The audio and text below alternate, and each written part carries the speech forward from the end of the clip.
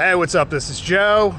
This video is going to take you on part 2 of my BMW motorcycle adventure across the country, exploring treacherous dirt roads, meeting unusual characters in the middle of nowhere, stumbling onto an abandoned motel deep in the Navajo Nation. And I thought I was all alone, but this guy poked his head out the window. And riding the incredible Moki Dugway in southern Utah, and ultimately going down on a patch of gravel in Colorado Springs.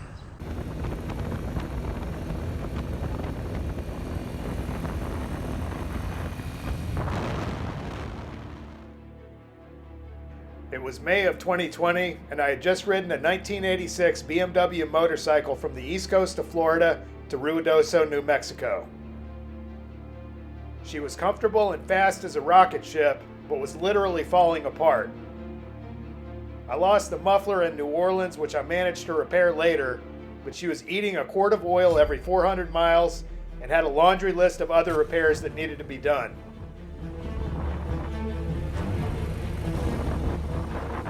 Not the least of which was the electronic ignition module, lovingly referred to as the bean can. After unsuccessfully trying several other units, including a brand new OEM, I was giving up hope. Eventually, I stumbled across a company specializing in refurbished bean cans.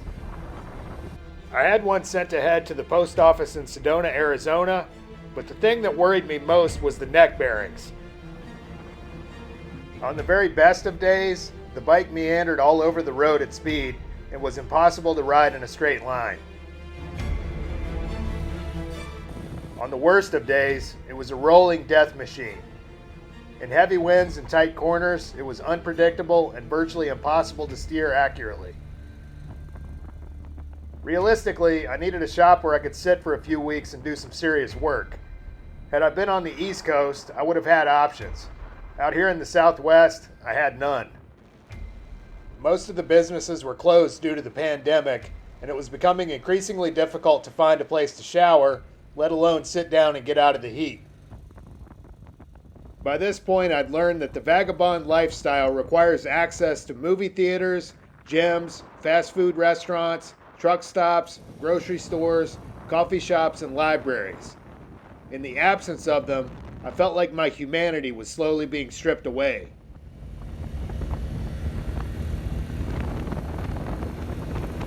So I'm in Pine, Arizona looking for a place to camp.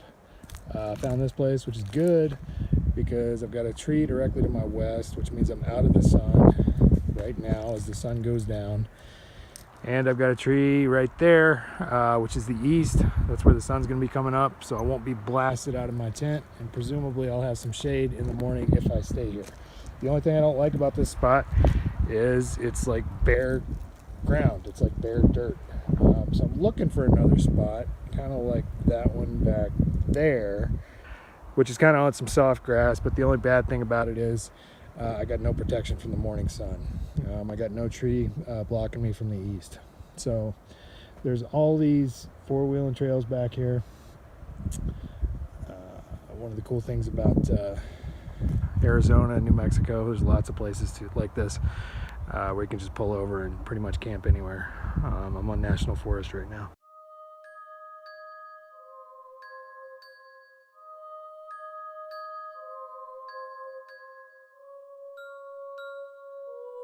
From Pine, Arizona, I kept riding west to Sedona, then picked up the refurbished bean can at the post office and headed to the O'Reilly store to do the work.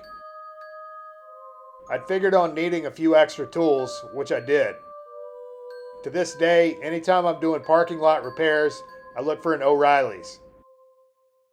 I sat there at the foot of a breathtaking mountain backdrop and installed the new bean can, using the markings on the old one as a guide. Ultimately, I'd need a strobe light to get the timing just right, which I did later. While I was here, I changed the oil, then started her up. The RPMs were still a tad high, but within tolerance. I rode for about 30 minutes, fully expecting the bike to stall at any moment, but it never happened. I kept the old bean can for a few days just in case, then wrapped it up and sent it back to EME to fix up for the next guy.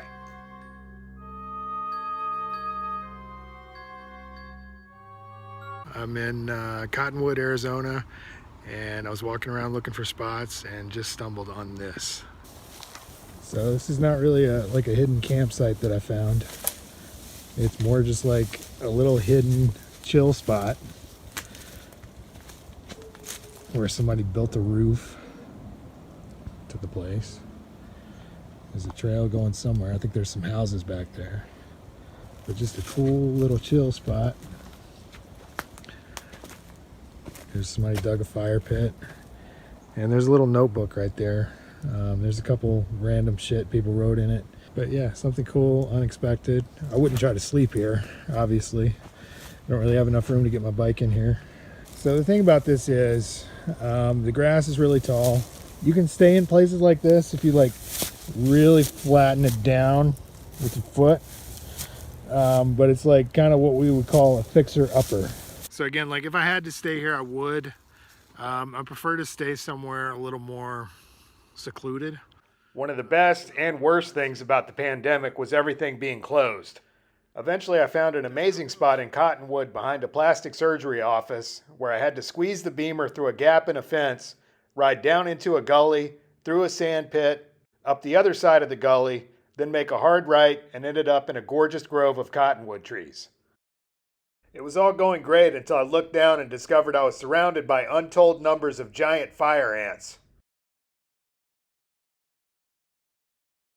The next day, I took a very ill-advised journey deep into the Prescott National Forest, where the road was alternately sandy, rutted up, steep, and otherwise totally nuts.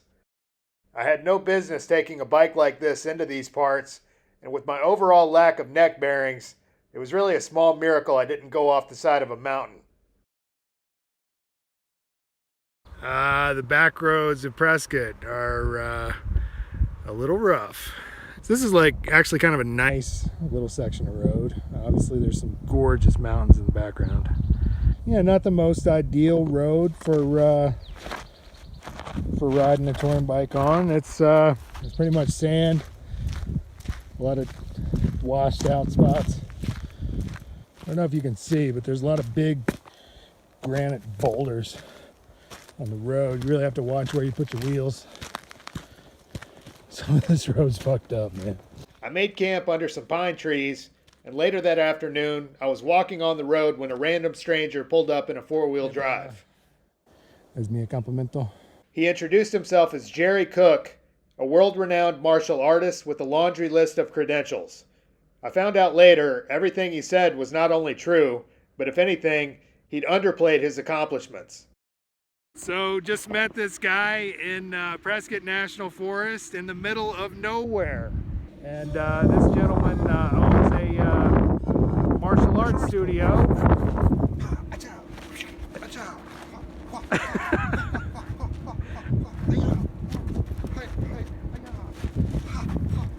And these metal flutes that he makes by hand also double as swords. And blowguns. So who are you, sir? I'm Jerry Cook. Hey, how's it going? Hey, Jerry. Now, what's the name of your martial arts studio? Shaolin Wudong. It's like a Taoist Buddhist thing, you know. And they can, with the flute, you can do staff stuff, and that's all Shaolin stuff. And then sword stuff, like ancient Tai Chi sword forms. These are like hundreds of years old. These old dances. These dances get you to move your body in certain ways. Like my mid-60s, I guess. Early 60s, we'll say. These are ancient, like this is from the 1300s. Wow. Called Chen's Tai Chi. And it has the same ending. But these things go on forever. I spent the next couple weeks traveling in a circle from Cottonwood to Prescott to Flagstaff, going wherever the weather was best. The loneliness of this routine began wearing on me, and I met a recently divorced woman in Prescott who was a few years younger. There was an unspoken understanding between us that anything serious was strictly off the table, and after walking around in the park for an hour, she invited me back to her place. When I got there, I discovered the entire house was filled with musical instruments. It turned out she worked in the entertainment business and wrote scores for plays, among other things. Being a musician myself, I was genuinely interested.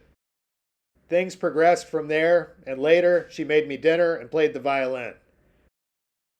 In another time and place, we might have been something. But for now, we were two lost souls meeting in the dark for a bit, then going our separate ways. When the sun went down, I started to leave, and she pulled me back inside.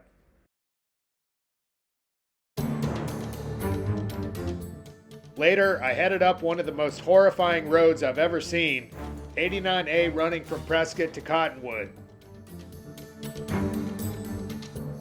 Riding from west to east, I was literally hanging on for dear life on tight switchbacks with a sheer cliff drop off to the right, and a view so spectacular as to make concentration very difficult.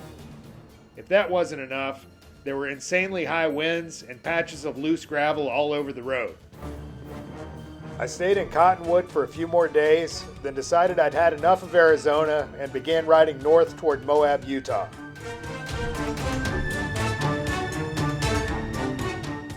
Along the way, I stopped at a bizarre abandoned motel deep within the Navajo Nation.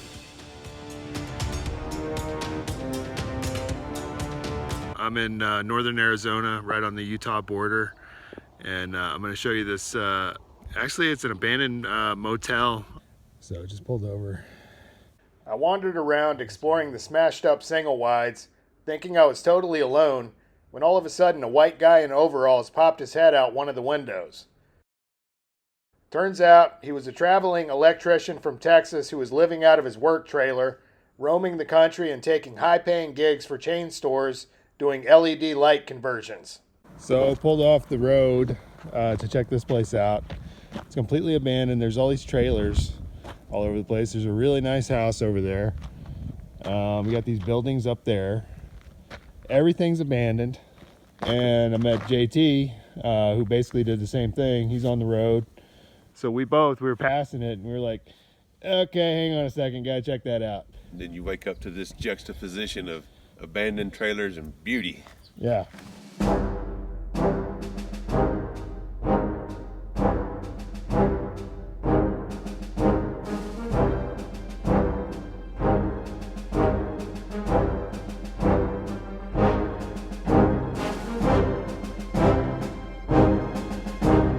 There's a like a handmade fireplace somebody built out of slate from the rocks nearby. And I thought I was all alone, but this guy poked his head out the window, and seems pretty cool, so we're just going with it. It's not always a bad thing to have a neighbor, but check out this view. Oh, look at that. This is just freaking amazing, dude. It's like my backyard, man. Brazil. That night, I camped out between a couple of the trailers on the property, then said goodbye to JT in the morning and headed to a town about 15 miles down the road. When I got there, I was shocked to discover that the grocery store and most of the gas stations were closed. I rode around until I found one where I could pay at the pump, but I had no food and was almost out of water. I headed back up to the abandoned motel, and luckily JT was still there. He was nice enough to share some of his water with me and cooked up a couple of nice fat steaks from his cooler.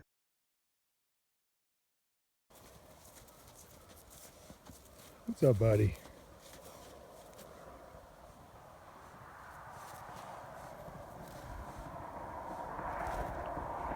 All of the isolation I'd experienced thus far during the pandemic had been magnified tenfold out here in the Southwest, and I can't tell you what an absolute blessing it was running into JT. What appeared on the surface as a totally random chance encounter ended up in reality being one of the things that again helped me to keep my sanity.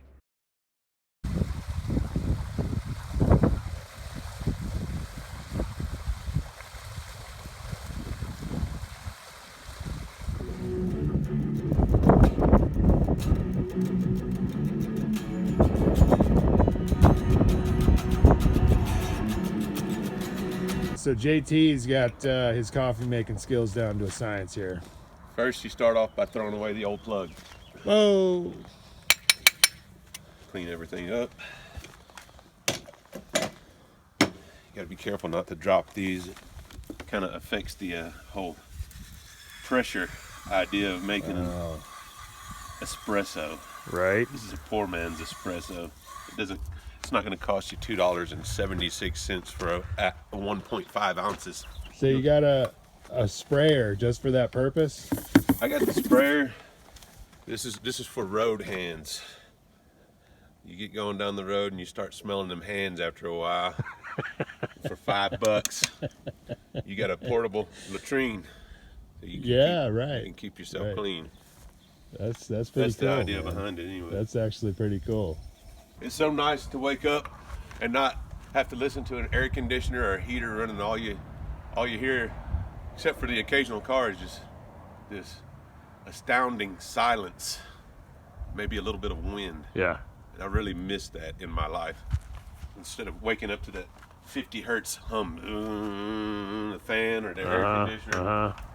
You don't mind a little red dirt on the tip of that. Oh, that's just Flavoring. that's vitamins. Yeah, minerals, Iron. vitamins, minerals, and flavoring.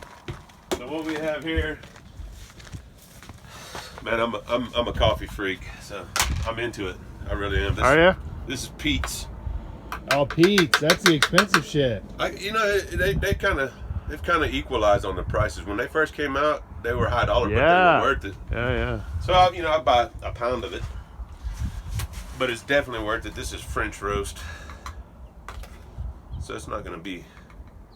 It's a little darker, not going to be too caffeinated. After a monster-sized cup of JT's high-test espresso, I resumed my journey to Moab. Since he was heading in vaguely the same direction, we exchanged numbers and made a deal each of us would let the other know if we found any good free camping spots. From the Navajo Nation, I headed north, riding through Monument Valley, where John Ford shot a bunch of those Western movies, then into the state of Utah and through the town of Mexican Hat, and up another one of the absolute freakiest rides in the world, the Moki Dugway.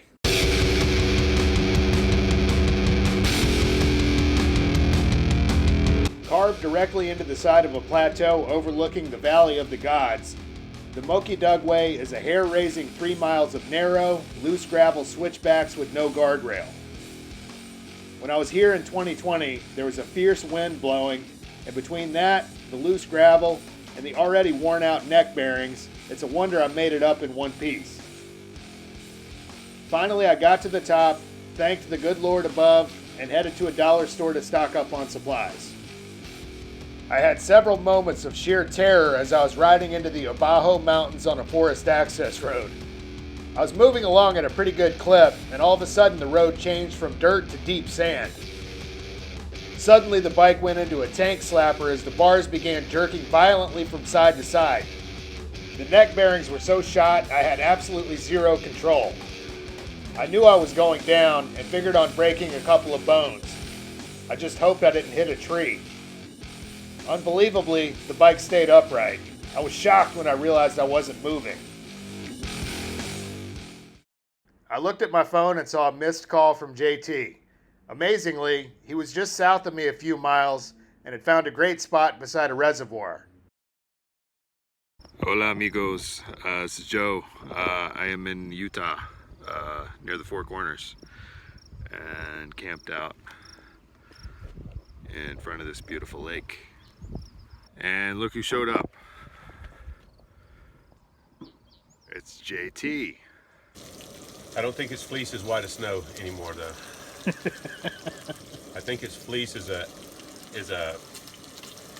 cardigan or something like that. Right. Pretty sure. Right.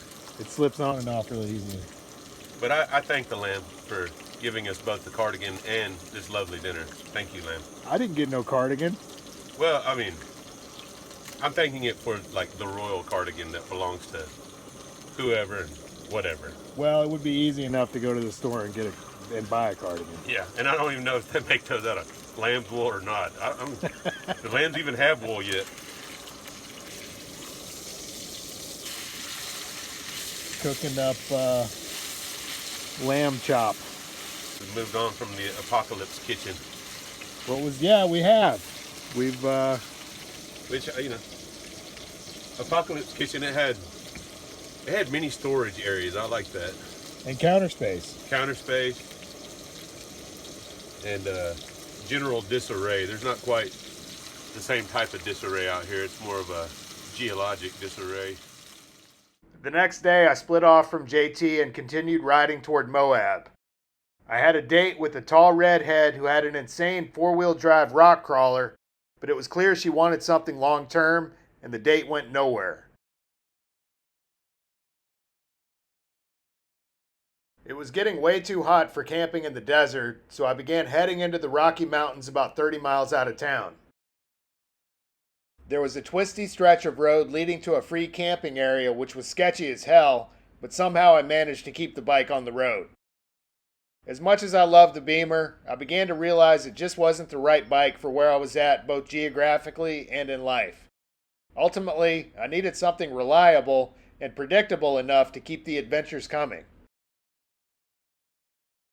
In addition to that, my finances were just about exhausted, and I had neither the resources, nor the tools, nor the shop, nor frankly the experience to do the serious work that needed to be done. I began searching the entire Southwest for possible trades, and found a man in Colorado Springs who had a KLR 650 he was letting go for dirt cheap. I somehow managed to convince myself this was a great idea, and began heading across the mountains to Colorado. My new friend JT still had a couple weeks before his next job, and since he'd been wanting to drive through Colorado, he offered to meet me there and help out if need be. From the camp outside Moab, I rode further into the Rocky Mountains.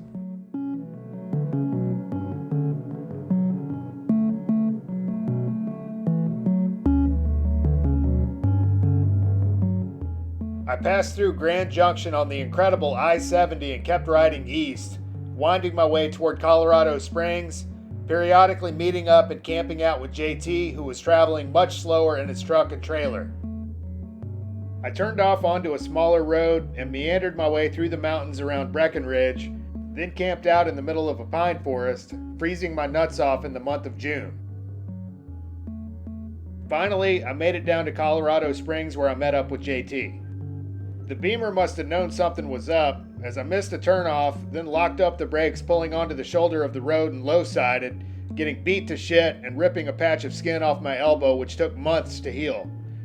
I showed up at the guy's house dripping blood all over his driveway. He was a cranky old-timer who'd greeted me with a frown. I apologized about the blood. "I don't care about that," he said. "That Beamer is leaking oil in my driveway. Get it off." I moved the bike and took the KLR for a spin around the block. Now, I don't recommend to anyone to test ride a motorcycle immediately after a motorcycle accident. My adrenaline was still pumping hard, and I wasn't evaluating the bike clearly. "Yeah, I wouldn't let just anybody ride her," the man said, "but you seem pretty serious coming up here like that." I tried to talk him down, but he wouldn't budge. I paid the man the money I had on me, then borrowed the rest from JT, which was pretty cool of him to do for someone he just met a few days earlier. I put the KLR in a storage unit which was offering the first month free. The more I looked at it, the more I realized I had yet another project on my hands, but at least this one didn't need neck bearings and an engine rebuild. I stopped at an ATM and paid JT back the money I'd borrowed, and eventually he split and went back to Texas for his next job. I placed a comically low advertisement for the Beamer and spent the next few weeks getting the new bike squared away. In the meantime, I camped out in the mountains around Canyon City. So I'm in Canyon City, hiking around. I always walk into places like this before I even try to take the bike down here, just so I know I'm not getting myself into some kind of a situation that I can't easily get out of. So, a couple things. That actually looks pretty good. Cacti everywhere out here. All kinds of them. Being from the East Coast, I thought the cacti were really cool when I first got out here, until I started picking them out of my foot, and other places I'll leave to your imagination. But that looks like a pretty good spot.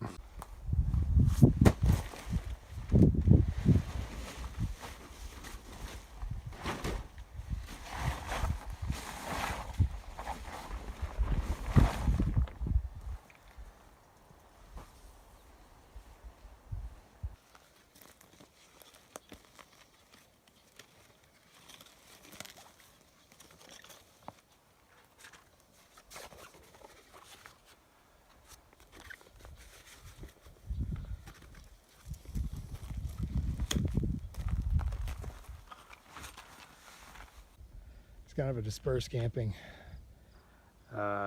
city-owned deal. I'm about 11 miles outside of town. Got these gorgeous sandstone formations around me. No internet access. Kind of a drag, but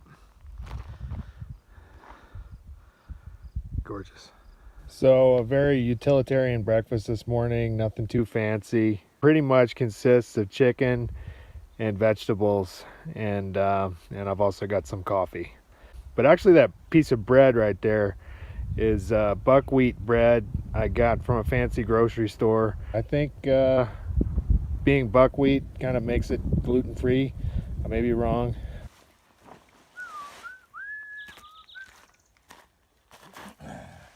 After a couple hundred times of doing this day in and day out, a person learns to cut corners. It took weeks before someone finally bit on the Beamer. I was letting it go for less than what I'd paid for the KLR, which hadn't been much. In the ad, I was honest about the problems with it, which probably scared a lot of people away. Eventually, a retired guy with money and a garage picked it up.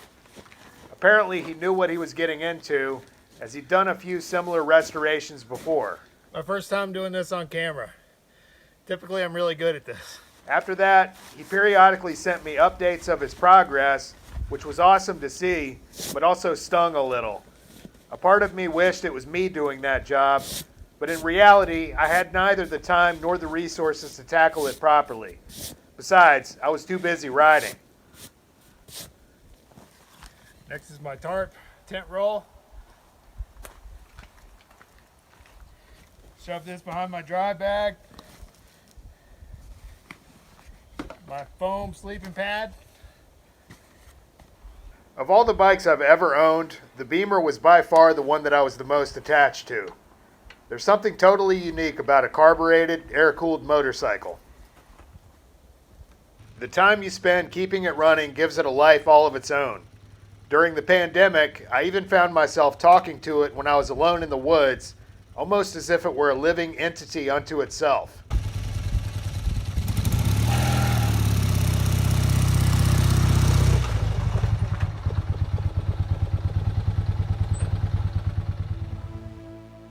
Ultimately, I was glad to see it go to somebody who appreciated it for what it was and was willing to spend the time and money fixing it up. If I ever decide to get off the road, I might consider such a project again. For the time being, I still had a lot of adventuring to do. So I hope you enjoyed that video. Just a quick reminder before I wrap this up. This channel stays independent because of viewer support. If you'd like to contribute, there's an optional donate link in the drop box below. Otherwise, thanks for watching, and we'll see you on the road.